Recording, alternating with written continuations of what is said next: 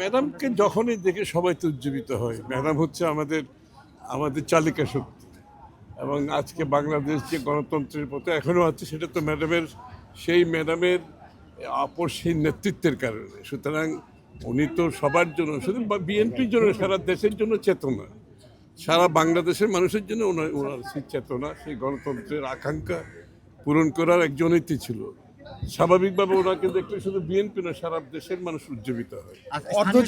অর্ধযুগেরও বেশি সময় পরে আসলে এরকম একটা বর্ধিত সভা, সেটা তৃণমূল থেকে কেন্দ্র পর্যন্ত নেতাকর্মীদের আরো বেশি উজ্জীবিত করবে কিনা, এবং আগামী নির্বাচনে এক ধাপ এগিয়ে গেলেন কিনা?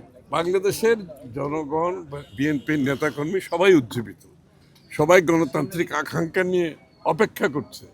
আজকের বিষয়টা ছিল আমাদের সর্বস্তরের নেতাকর্মীদের কথা শোনার দিন আজকে।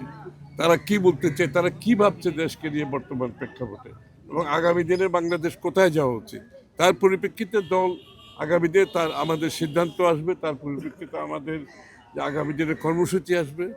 এটাই তো উদ্দেশ্য। স্থানীয় সরকার এবং জাতীয় সরকার নির্বাচন নিয়ে কোনো কথা হয়েছে কিনা এখানে, যে আপনারা? এটা তো এখন তো সকলের মতামত দিচ্ছে। আচ্ছা, সবার মতামত। স্থানীয় সরকার তো প্রশ্নই আসছে না, এই কারো কোনো ম্যান্ডেট নেই স্থানীয় সরকার করার জন্য। সরাসরি যা গণতান্ত্রিক অর্ডারে ফিরে আসার পরে নির্বাচিত সরকারের অধীনে স্থানীয় সরকার নির্বাচন হবে। এখন তো স্থানীয় সরকারের কথা বলা মানে আওয়ামী লীগের দোসরদের জায়গা করে দেওয়া ছাড়া তার কিছু না, তাই না?